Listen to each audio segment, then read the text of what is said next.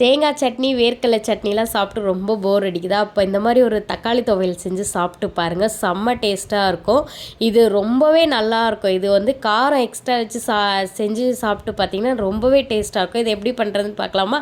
First ஒரு கடாயில் வந்து பார்த்திங்கன்னா எண்ணெய் ஊற்றிடுங்க. எண்ணெய் ஊற்றிட்டு கடுகு போட்டு நல்லா பொரிஞ்சதுக்கு அதுக்கப்புறம் உளுத்தம்பருப்பு போடுங்க. உளுத்தம்பருப்பும் போட்டு நல்லா பொன்னிறமாக வந்ததுக்கப்புறம் மிளகா போடுங்க. மிளகாவை போட்டு நல்லா வதக்கி விடுங்க. அதுக்கப்புறம் பார்த்திங்கன்னா பெருங்காயம் போடுங்க. பெருங்காயம் கொஞ்சமாக போட்டுட்டு வெங்காயம் தக்காளி போட்டுருங்க. தக்காளி போட்டு நல்லா வதக்கி விடுங்க. வதக்கி விட்டுன்னு இதுக்கு வந்து வேறு எந்த ஒரு பொருளுமே நம்ம சேர்க்க போகிறதில்ல. இந்த ஒரு 4 பொருள் மட்டும்தான் நம்ம சேர்க்க போகிறோம். சேர்த்துட்டு நல்லா வதக்கி விட்டுருங்க. நல்லா இதோட கன்சிஸ்டன்சி பார்த்திங்கன்னா நல்லா வதங்கி இருக்கணும். அப்படி இருந்தால் தான் இது நல்லா டேஸ்ட்டாக இருக்குமே. வதக்கி நல்லா ஆற வச்சுருங்க.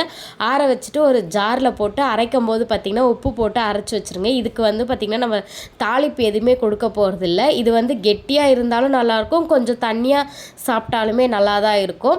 ஆனால் வந்து கொஞ்சம் கெட்டியாக இந்த மாதிரி ஒரு கன்சிஸ்டன்சியில் சாப்பிட்டா ரொம்பவே டேஸ்ட்டாக இருக்கும். இது இட்லி தோசைக்கு வந்து செம்ம டேஸ்ட்டாக இருக்கும்.